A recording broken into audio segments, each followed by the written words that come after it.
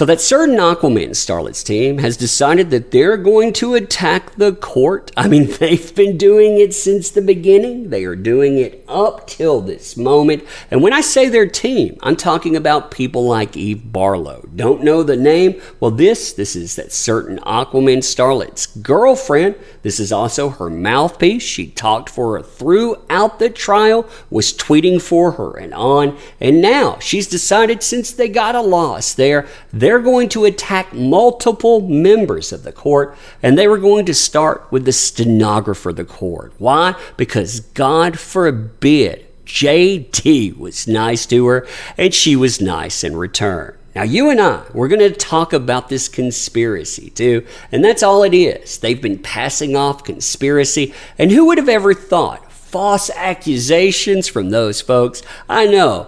Color me shocked, right? Color me shocked indeed. Fun times. Fun times indeed. So, hey there to all you fine folks on this fine day, by the way. I hope you are doing excellently. And to truly understand this insanity, and I mean this cannot be positive for that certain Aquaman starlet in any way, shape, or form, but to truly understand what they're going crazy about, well, I'm going to allow Judy Bellinger, this is the stenographer herself, to explain it to you. It's about 50 seconds long, and it's definitely worth hearing.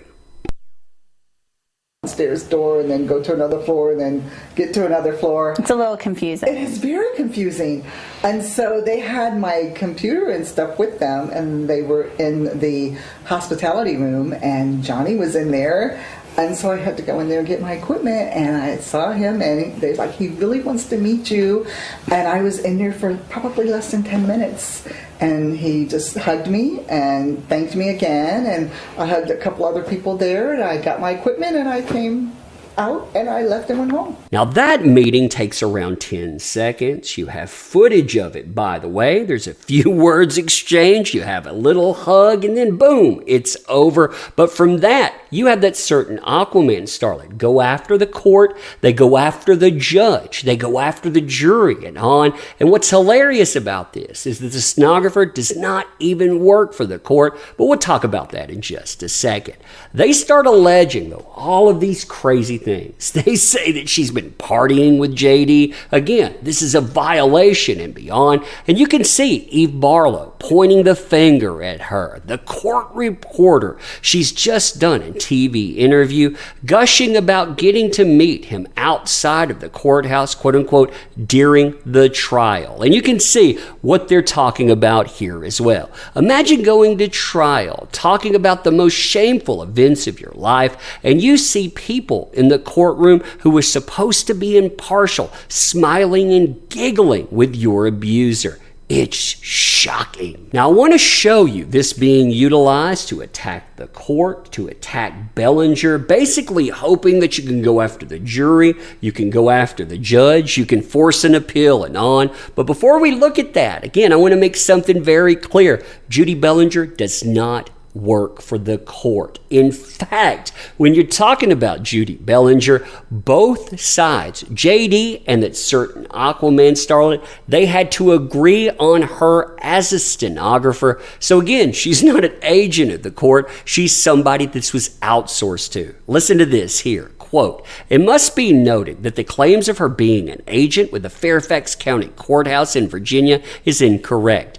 Bellinger is currently associated with the private firm Planet Depots, LLC. In the defamation trial between JD and that certain Aquaman starlet, the Virginia-based courthouse outsourced the work of the stenographer and court reporter to a private firm. Thus, Bellinger's alleged fraternization, she didn't fraternize, by the way. They want to say that she went to a party and all kinds of craziness. She never did that. But even if she would have done that, that's not ethically wrong, contrary to what they're trying to suggest online. And suggest this they do. And you know the judge has to see this kind of stuff and think, man, I am glad that these people right here, they didn't win. I mean, look at this crazy. But listen to what they have to say here. This starts again on the 4th, and it still continues even after this has been corrected. Quote, "It absolutely matters that the court reporter went to JD's hotel room after the verdict and hugged him." Wait, hotel room? What now? Huh?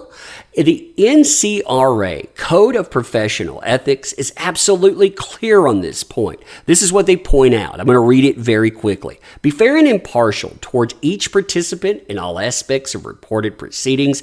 Always offer to provide comparable services to all parties in proceedings. Be alert to situations that are conflicts of interest or that may give the appearance of conflict of interest. If a conflict or a personal conflict arises, the members shall disclose the conflict or potential conflict. Guard against not only the fact, but the appearance of impropriety. Preserve the confidentiality and ensure the security of information, oral and written, entrusted by the member by any of the parties in the proceedings. Be truthful and accurate when making public statements or when advertising the member's qualifications or services provided. Refrain as an official reporter from freelance reporting activities that interfere with official duties and obligations. Determine fees independently except when established by statute or court order. Entering into no unlawful agreements with others with respect to fees or orders.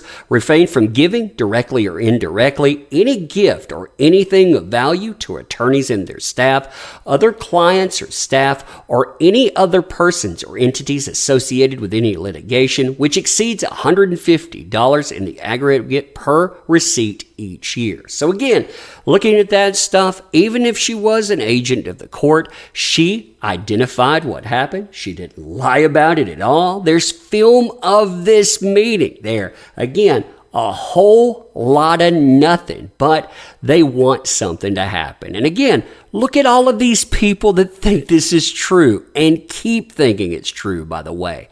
It absolutely matters that Judy has been giving interviews, thrilled with the attention and proximity to star power. So you see this right here, by the way. It notes that she does not work for the court.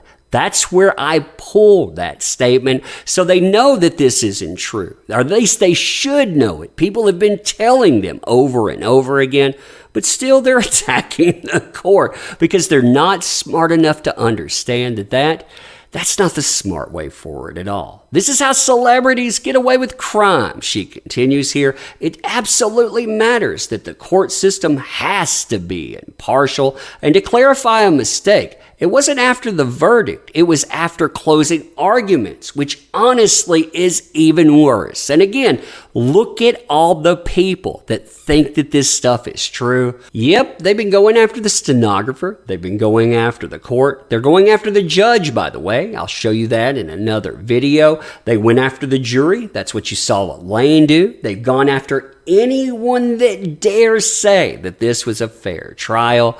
Yeah, how do you think that this is going to work out for you? Because it doesn't look like it's going to at all. But anyway, let me know what you think about this. As always, do appreciate the heck out of you. Check out the links in the description. They fund the channel. They help us out. We could always use your help. But yeah, ending this here. Thank you. Appreciate you. See you soon.